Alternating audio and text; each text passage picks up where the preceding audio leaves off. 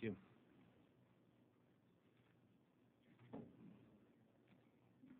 My name is Mark Long, L-O-N-G. I'm here on behalf of the Montana Narcotics Officers Association.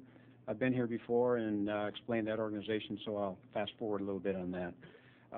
And you guys are familiar. I know you're a very learned group on this issue because you've been through a lot of this. So I'm just going to touch on a couple of points and then get out of here. But as I've mentioned before, there's and you know this, there's all sorts of issues with this law.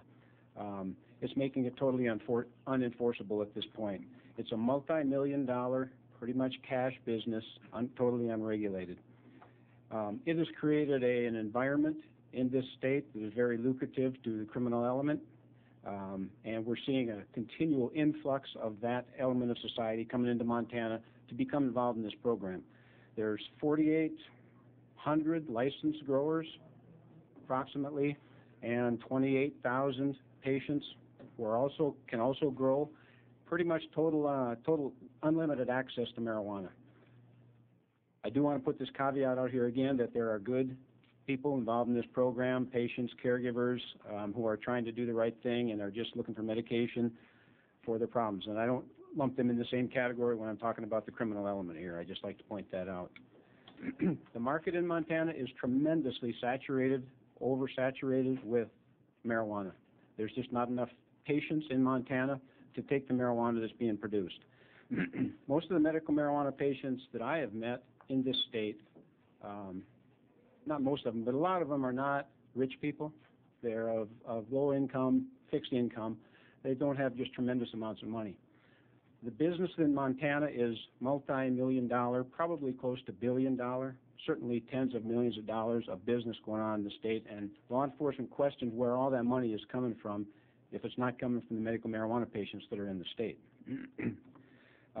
Counterparts now that I deal with in other states, slightly tongue-in-cheek at this point, that they refer to Montana now as a source country.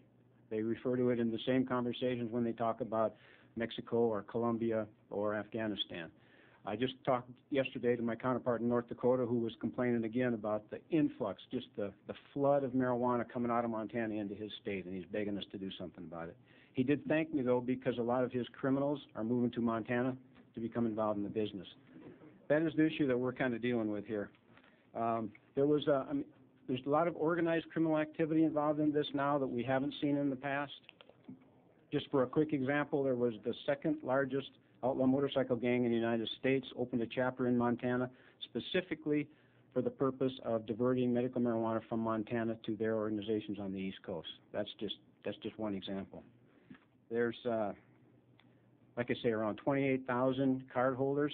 You got about 10 seconds, sir. Okay, I think you're going to hear from all those people here today. But I do have to say there's also about 900,000 people in Montana who are not involved in this program and do have issues with this, and I echo the other people's sentiment that this was not the situation that they voted for.